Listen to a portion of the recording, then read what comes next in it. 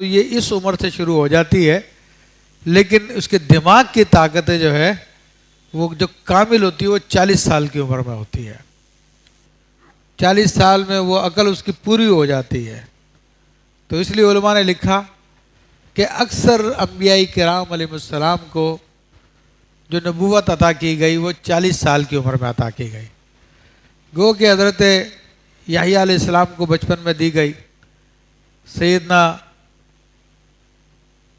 عیسیٰ علیہ السلام کو 33 سال کی عمر میں دی گئی، سیدنا یوسف علیہ السلام کو 23 سال کی عمر میں دی گئی، اور ہمارے نبی علیہ السلام ہمارے آقا و مولا محمد رسول اللہ صلی اللہ علیہ وسلم تو اس وقت بھی نبی تھے جب آدم علیہ السلام مٹی اور پانی کی حالت میں تھے، اور یہ صحیح حدیث سے ثابت ہے، کنت نبیا و آدم کان بین الروح والجسدی، کہ میں اس وقت بھی نبی تھا جب آدم جو ہے روح اور جسم کے درمیانی حالت میں تھے۔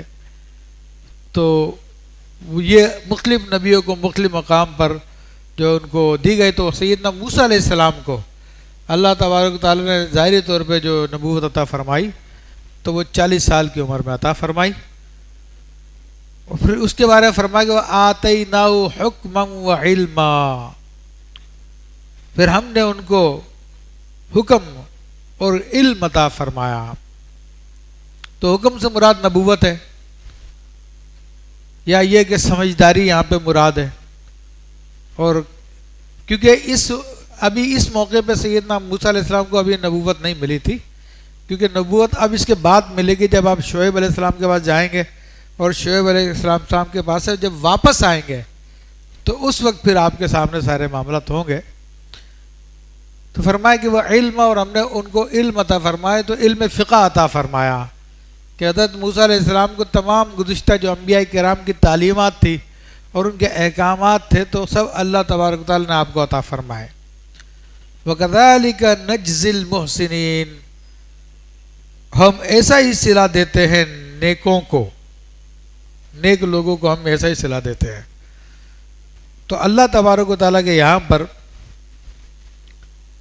نیکی کا صلہ جو سب سے بہترین صلہ، بہترین بدلہ ہے، وہ علم اور حکمت ہے۔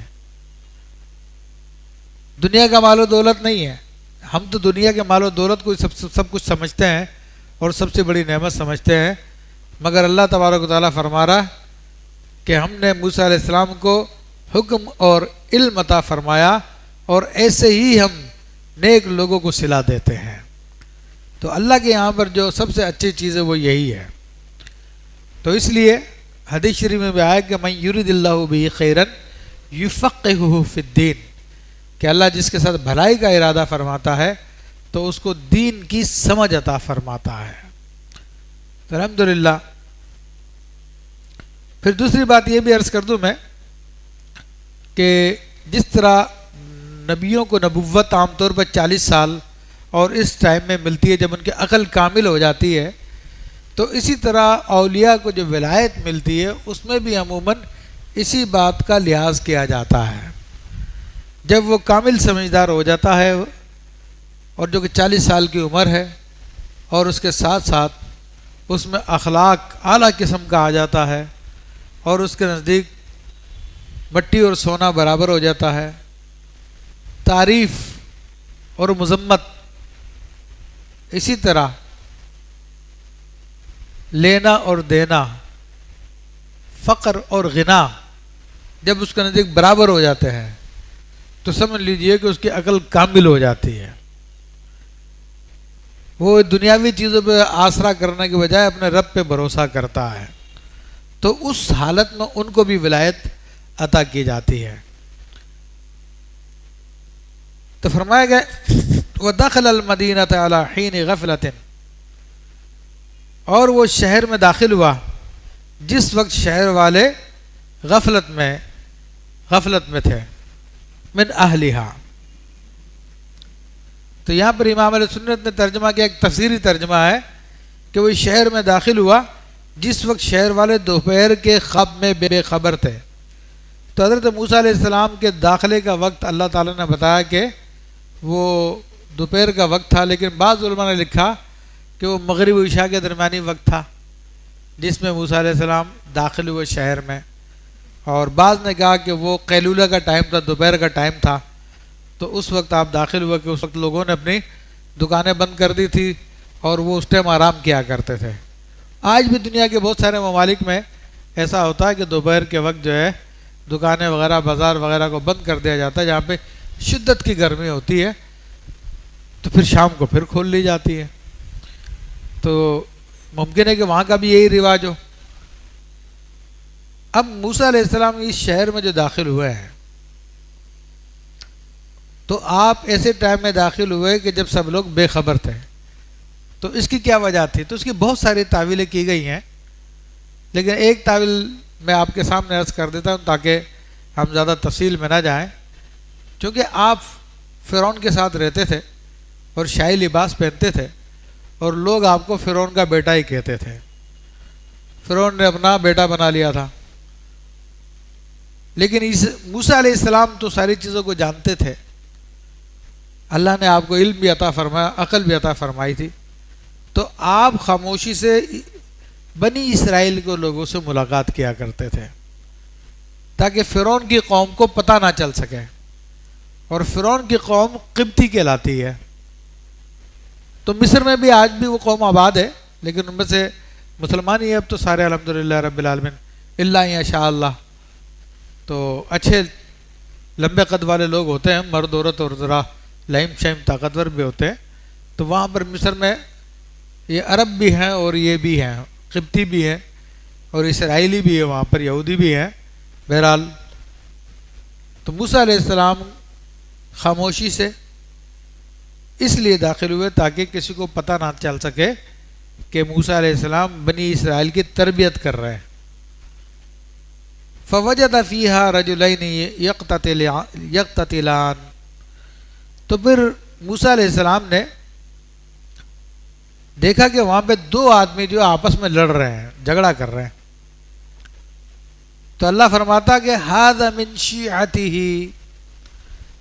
ایک ان کے گروہ میں سے تھا، یعنی ایک تو بنی اسرائیل میں سے تھا، وَھذا من عدوہ، اور دوسرا ان کے دشمنوں میں سے تھا، یعنی فرعون کی قوم کا آدمی تھا۔ اب یہ کون آدمی تھا اور یہ بنی اسرائیل میں سے جو تھا وہ کون تھا؟ تو کہتے ہیں کہ بنی اسرائیل میں جو آدمی تھا تو یہ مسلمان نہیں تھا، بلکہ تھا بنی اسرائیلی لیکن مسلمان نہیں تھا، لیکن نسبی طور پہ جو کہ اس قوم سے تعلق رکھتا تھا تو اس لیے کہہ دیا گیا کہ یہ ان کے گروہ سے تھا۔ اور دوسرا آدمی جو تھا وہ فرعون کی قوم میں سے تھا اور فرعون کا باورچی تھا، تو اس کا نام بھی باقاعدہ مفسرین نے لکھا ہے، اس کا نام کیا تھا۔ اب کس بات پہ جھگڑا ہو رہا تھا؟ تو میرا اس کے بارے میں مختلف اقوال ہے، لیکن ایک قول یہ ہے کہ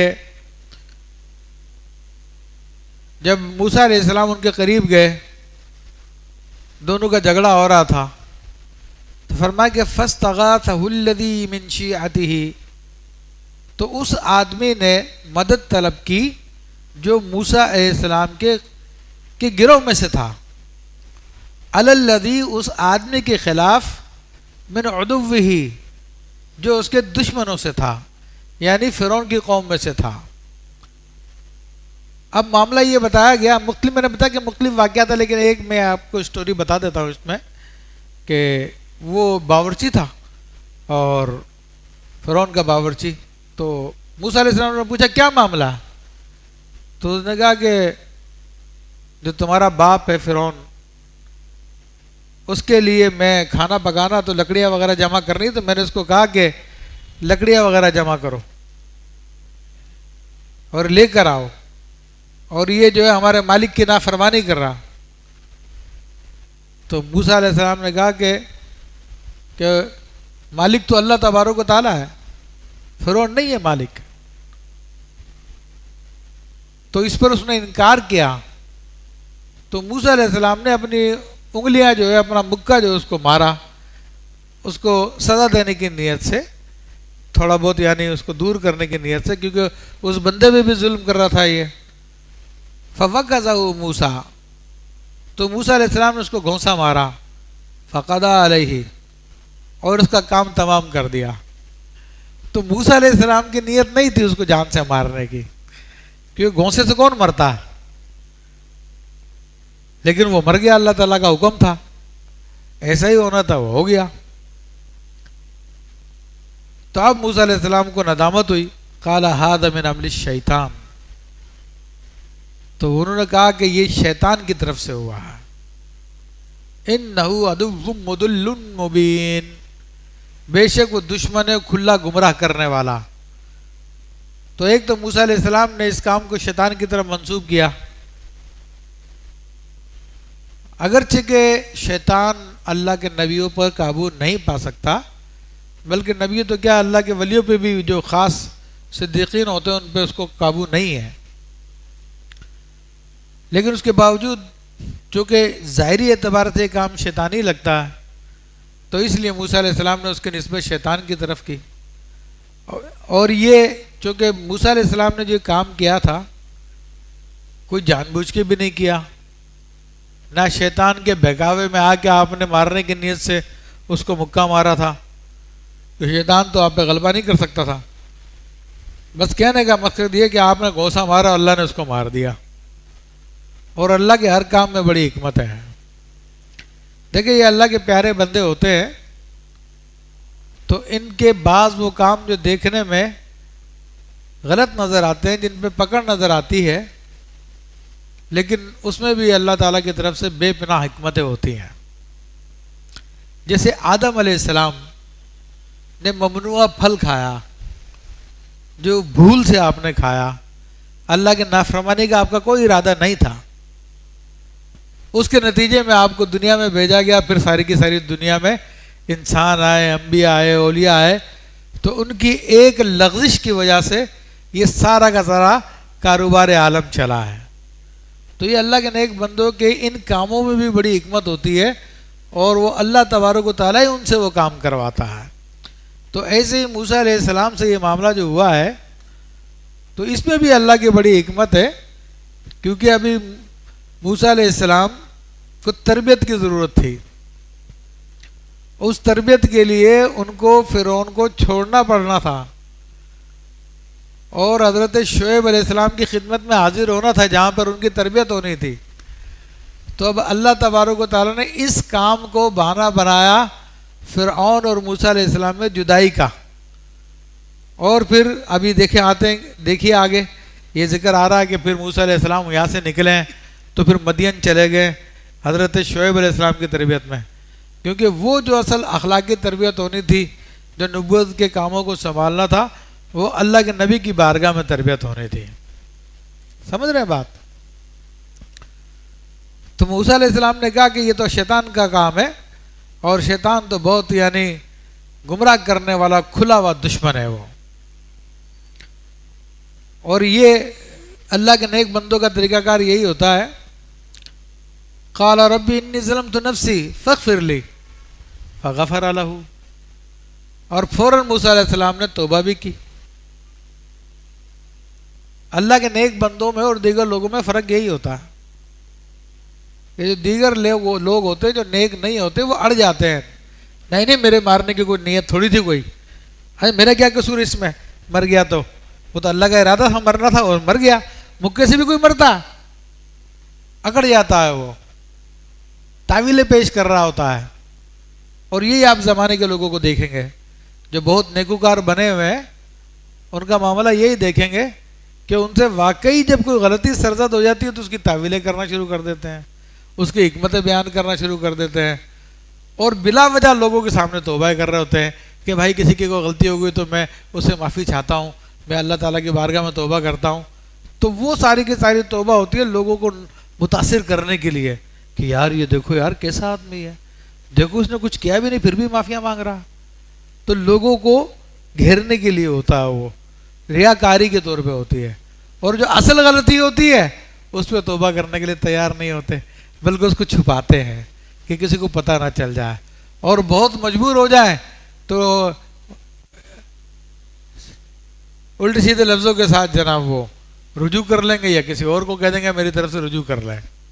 لیکن جو اللہ کے سچے بندے ہوتے ہیں انہوں نے ارادتاً کوئی غلطی نہ بھی کی ہو پھر بھی وہ اپنے آپ کو قصوروار سمجھتے ہیں اور اللہ کی بارگاہ میں توبہ کرتے ہیں. تو اسی طرح موسیٰ علیہ السلام نے کہا ربی انی ظلمت نفسی، اے میرے رب میں نے اپنی جان پہ زیادتی کی ہے،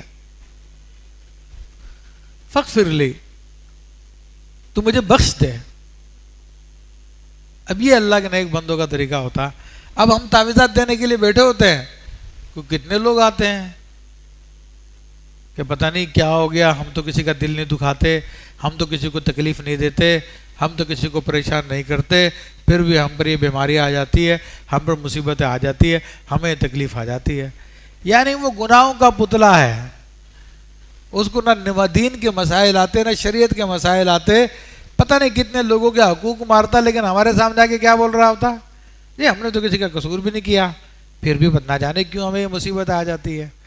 اور جو اللہ کے نیک بندے جن کا کوئی قصور ہے ہی نہیں، جو معصوم ہے، موسیٰ علیہ السلام نبی اور نبی معصوم ہوتا ہے، اس سے غلطی نہیں ہو سکتی، پھر بھی وہ کہتا ہے کہ رب میں نے اپنی جان پہ ظلم کر لیا، تو مجھے معاف کر دے، مجھے بخش دے. تو اللہ نے فرمایا کہ فغفر لہ، تو رب نے اسے بخش دیا. سمجھ گئے بات آپ؟ تو یہ بڑی کام کی بات ہے.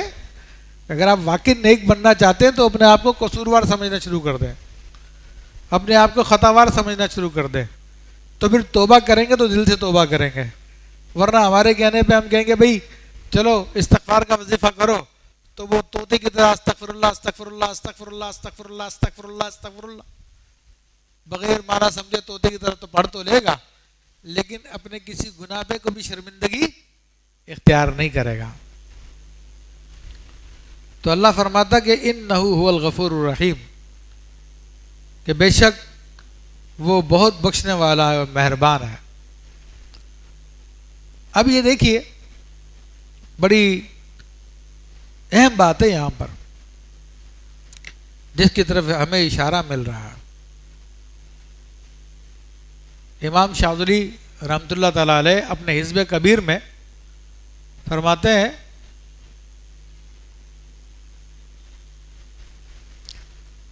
بلکہ آپ کا فرمان بھی ہے کہ وہ گناہ جس کی وجہ سے بندہ رب کے قریب ہو جائے اس نیکی سے بہتر ہے جو رب سے دور کر دیتی ہے. تو اب اگر کوئی انسان سے گناہ سرزد ہوا اور واقعی اس کو گناہ سمجھ کر وہ توبہ کر رہا ہے، استغفار کر رہا ہے، تو توبہ تو کہتے ہیں رب کی طرف رجوع کرنے کو، تو رب سے قریب ہوا ہی نہیں ہوا. اور دوسرا بندہ جو سمجھتا ہے میں بڑا نیک ہوں، میں تو 5 وقت کی نماز جماعت کے ساتھ پڑھتا ہوں، میں تو کسی کا دل بھی نہیں دکھاتا، میں تو روزے بھی رکھ لیتا ہوں، میں تو خیرات بھی کر لیتا ہوں، میں تو صدقہ بھی کر لیتا ہوں، تو وہ رب سے دور ہوتا ہے، اپنے نفس سے قریب ہوتا ہے، کیونکہ وہ میں کو دیکھ رہا ہے، وہ رب کو نہیں دیکھ رہا. اگر رب کو دیکھ رہا ہوتا تو کہتا کہ رب کا فضل ہے مجھ پر جو مجھے نماز کی توفیق دیتا ہے، رب کا فضل ہے مجھ پر جو مجھے صدقے کی توفیق دیتا ہے، رب کا فضل ہے مجھ پر جو مجھے روزے کی توفیق دیتا ہے، رب کا فضل ہے مجھ پر جو مجھے نیکیوں کی توفیق دیتا ہے. میں تو اس قابل نہیں ہوں، میں تو اتنا تربیت یافتہ نہیں ہوں کہ سارے کام کر سکوں، بس میرے رب کا مجھ پہ فضل ہے کہ جو مجھ سے کام کرا لیتا ہے.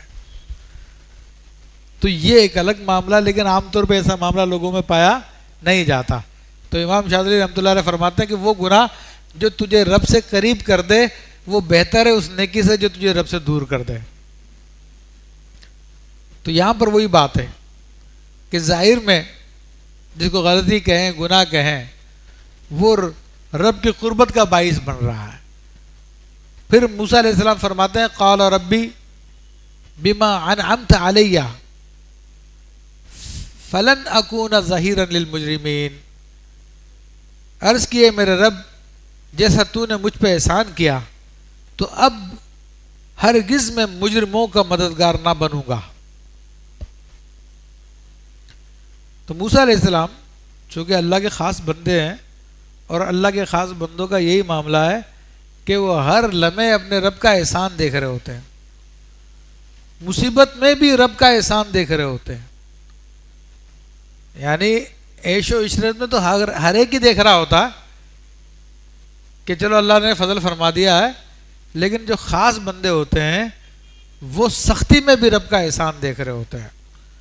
تو جب رب نے موسیٰ علیہ السلام کو بخش دیا تو اب اس پر موسیٰ علیہ السلام کیا کہتے ہیں، میرے رب جو تو نے مجھ پر نعمت کی ہے، جو تو نے مجھ پہ احسان کیا، یعنی میری توبہ قبول کر لی، مجھے معاف کر دیا، تو اب میں ہرگز بھی مجرموں کا ساتھی نہیں بنوں گا، مجرموں کا ساتھ نہیں دوں گا.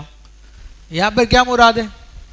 ویسے تو موسیٰ علیہ السلام نے کبھی مجرموں کا ساتھ نہیں دیا، لیکن مجرموں کی صحبت میں رہنا ان کی تعداد کو بڑھانا ہوتا ہے.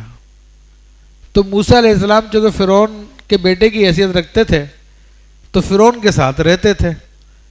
تو اس پر بھی اللہ تعالیٰ کی بارگاہ میں وہ عرض کر رہے، رب میں اب ان مجرموں کے ساتھ نہیں رہوں گا، میں تو نے مجھ پہ احسان کیا، میں ان کو بھی چھوڑ کے اب یہاں سے نکل جاؤں گا. مراد یہ کہ فرعون کو بھی میں چھوڑ دوں گا. تو یہ وہ آیت طیبہ جس کے بارے میں فرماتے ہیں کہ کسی نیک مسلمان کے لیے جائز نہیں ہے کہ وہ ایسے مجرم قسم کے لوگوں کا ساتھ دے اور ان کا اعلیٰ کار بنے، ان کی نوکری کرے، اس سے بچے، انسان اس سے دور رہے ان باتوں سے.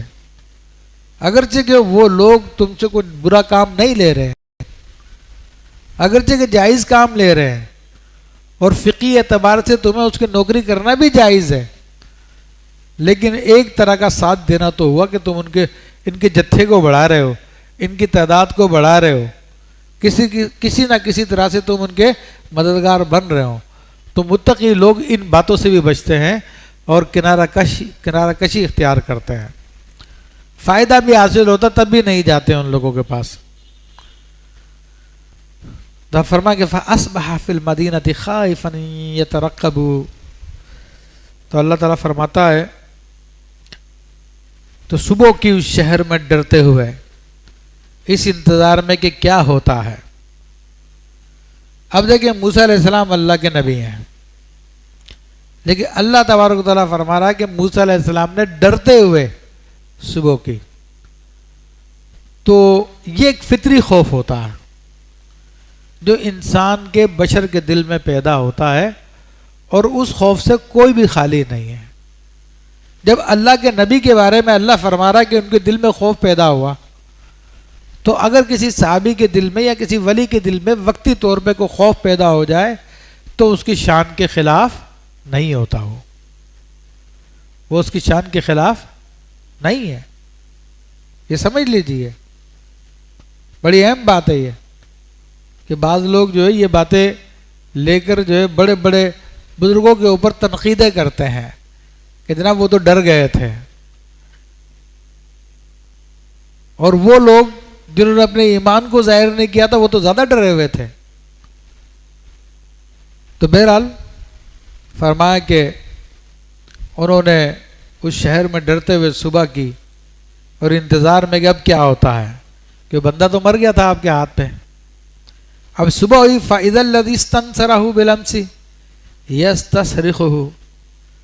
جب صبح ہوئی تو دیکھا آپ نے کہ وہ جس نے کل ان سے مدد چاہی تھی وہ اب فریاد دوبارہ کر رہا ہے ان سے. وہ پھر کسی اور آدمی سے جھگڑے میں لگا ہوا، وہی آدمی جس کو بچانے کے لیے آپ نے ایک قبطی کو، فرعونی کو گھونسا مارا تھا، وہ مر گیا تھا. اب یہ آدمی اگلے دن کسی سے پھڈا کر رہا. پھر اس نے موسیٰ علیہ السلام کو دیکھا، پھر پکارا کہ میری مدد کرو. اب موسیٰ علیہ السلام نے سمجھ لیا کہ یہ آدمی ہے ہی فسادی ہے، کل بھی اس کا پھڈا ہوا، آج بھی اس کا پھڈا ہو گیا، اس کا مطلب یہی آدمی ہے. تو قال لہ موسیٰ، تو سیدنا موسیٰ علیہ السلام نے اس سے فرمایا انک لغوی مبین. تو فرمایا تو تو کھلا گمراہ آدمی ہے، یعنی تیرا کام یہی ہے پھڈے فساد کرنا. کل تیرے کو بچایا، آج تو پھر پھڈا لے کے کھڑا ہو گیا. فلما اراد ان یبطش بالذی هو عدو لهما قال یا موسیٰ اتريد ان تقتلنی كما قتلت نفسا بالامس ان تريد الا ان تكون جبارا في الارض وما تريد ان تكون من المصلحين. تو جب موسیٰ علیہ السلام نے چاہا کہ اس پر گرفت کرے جو ان دونوں کا دشمن ہے،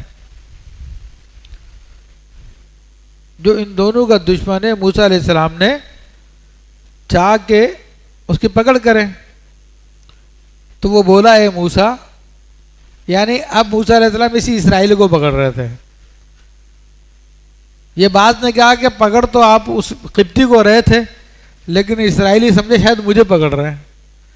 تو اب وہ کیا کہتا ہے کہ بولا اے موسیٰ، کیا تم مجھے ویسے ہی قتل کرنا چاہتے ہو جیسے تم نے کل ایک شخص کو قتل کر دیا تھا؟ اب جس کو کل بچایا تھا آج وہی آپ پہ قتل کا الزام لگا رہا، نیکی کا بدلہ یہ دے رہا ہے وہ.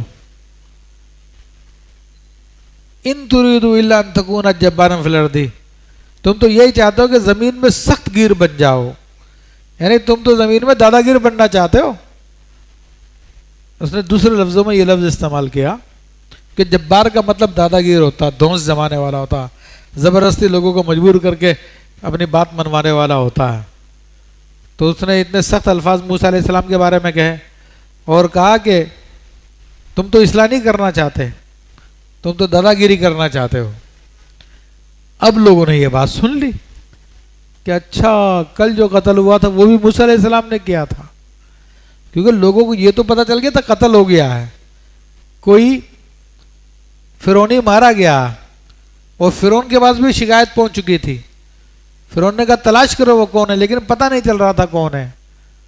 لیکن آج اس شخص نے یہ پولو بھی کھول دیا کہ بھائی موسیٰ علیہ السلام کے مکے سے وہ آدمی مرا تھا. تو اب فرعون کو اطلاع مل گئی کہ موسیٰ علیہ السلام نے کل مارا تھا بندہ، اسی اسرائیلی نے ظاہر کر دیا، لوگوں نے سن لیا. تو اس نے آرڈر کیا کہ بھئی موسیٰ علیہ السلام کو قتل کیا جائے. فرعون نے کہا موسیٰ علیہ السلام کو قتل کر دیا جائے. تو اب وہاں پہ میٹنگ بیٹھی، وہاں کے سرداروں نے طے کر لیا کہ موسیٰ علیہ السلام کو قتل کرنا ہے. تو اب اللہ تبارک و تعالیٰ نے اپنے پیارے بندے موسیٰ علیہ السلام کو اس کی اطلاع کروا دی. اب فرعون کی قوم، فرعون کے رشتہ داروں میں بھی ایک آدمی مسلمان تھا. وہ فرعون کا چچا زاد بھائی تھا جس کا نام حزقیل کہا جاتا ہے، بعض نے کچھ اور نام بھی لکھا ہے، تو حزقیل بھی نام اس کا بتایا گیا. تو وہ شخص فوراً نکلا اور اس نے آ کے موسیٰ علیہ السلام کو خبر دی کہ بھئی تمہاری قتل کی پلاننگ پوری ہو چکی ہے. تو اللہ فرماتا ہوا جاء رجل من اقصى المدینہ یسعی، اور شہر کے پرلے کنارے سے ایک شخص دوڑتا ہوا آیا. قال یا موسیٰ، اس نے کہا ہے موسیٰ علیہ السلام، ان الملا یأتمرون بک، کہ بے شک دربار والے آپ کے قتل کا مشورہ کر رہے ہیں. یأتمرون بک لیقتلوک، مشورہ کر رہے ہیں کہ آپ کو قتل کر دیں. فخرج، تو آپ فوراً نکل جائیے. انی لک من الناصحین، اور میں آپ کا خیر خواہ ہوں، میں آپ کی بھلائی چاہتا ہوں، اس لیے میں آپ کو یہ بات بتا رہا ہوں.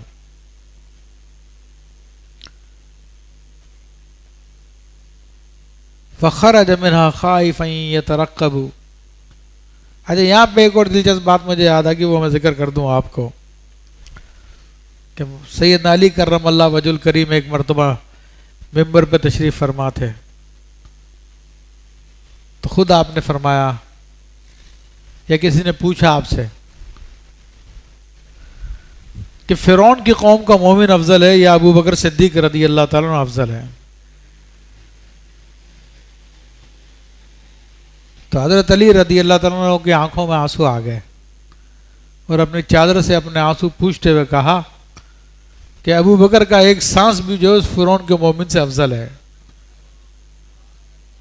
کیونکہ وہ اپنے ایمان کو چھپاتا تھا اور ابو بکر صدیق نے کبھی بھی اپنے ایمان کو نہیں چھپایا، ہمیشہ اپنے ایمان کا اظہار کیا. تو اسی مومن کے بارے میں بات ہو رہی ہے کہ جس نے اپنے ایمان کو چھپایا ہوا تھا، اور لیکن موسیٰ علیہ السلام کو انہوں نے آگے بتا دیا حزقیل نے. فخرج منها خائفا يترقب، تو اس شہر سے نکلا ڈرتا ہوا اس انتظار میں کہ اب کیا ہوتا ہے.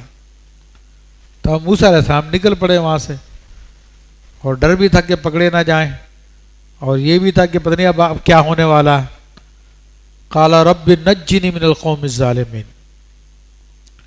اور عرض کی کہ میرے رب مجھے ستمگاروں سے بچا لے, مجھے ظالموں کی قوم سے بچا لے. تو یہ موسیٰ علیہ السلام نے دعا کی, اور اس کے بعد پھر موسیٰ علیہ السلام مدین شہر کی طرف روانہ ہو گئے. تو یہاں پر ایک آخری بات ذکر کر کے میں بات کو ختم کرتا ہوں, کیونکہ رکوع ختم ہو گیا.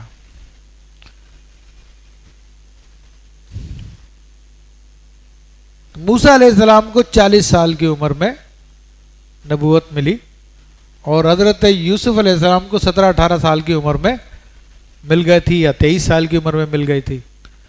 تو دونوں کی وجہ میں کیا فرق ہے؟ تو فرق یہ ہے کہ موسیٰ علیہ السلام کی جو ابتدائی تربیت ہوئی تھی فرعون کے یہاں پہ ہوئی تھی, تو اس لیے ان کو اب ایک اور تربیت کی ضرورت تھی جو حضرت شعیب علیہ السلام کے پاس ہونی تھی, اللہ کے نبی کے پاس ہونی تھی. تو اس لیے آپ کی نبوت آپ کو بعد میں ملی تاکہ آپ کی تربیت پوری ہو جائے. جبکہ یوسف علیہ السلام کو وہ کنویں میں نبوت مل گئی تھی, اور اس کی وجہ یہ تھی کہ یوسف علیہ السلام پر بڑے سخت حالات رہے, شروع سے ہی بڑے سخت حالات رہے, یعنی تجلیات قہریہ رہی. اور جب بندے پہ اللہ تعالیٰ کی تجلیات قہریہ ہوتی ہیں تو اس کی وجہ سے اس کے مراتب بہت جلد بلند ہو جاتے ہیں, اور بہت جلد وہ چیزیں حاصل کر لیتا ہے جو دیگر لوگ عبادتوں کے ذریعے اتنی جلدی حاصل نہیں کر پاتے. تو یہ علماء نے ایک وجہ بتائی کہ موسیٰ علیہ السلام کو جو تجلیات قہریہ ملی تھی, تو تجلیات قہریہ کی وجہ سے آپ کو جلدی آپ کی تربیت ہو گئی تھی, اس لیے آپ کو نبوت پہلے عطا کر دی گئی. اللہ تبارک تعالیٰ سے دعا کہ اللہ تبارک و تعالیٰ میں قرآن عظیم کو سمجھنے, اس پہ عمل کرنے کی توفیق عطا فرمائے. آمین بجاہ النبی الامین. تمام حضرات کھڑے ہو کر دائرہ بنا لیں.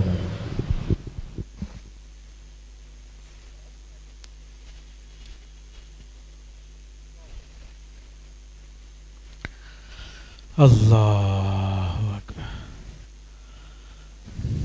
ہاں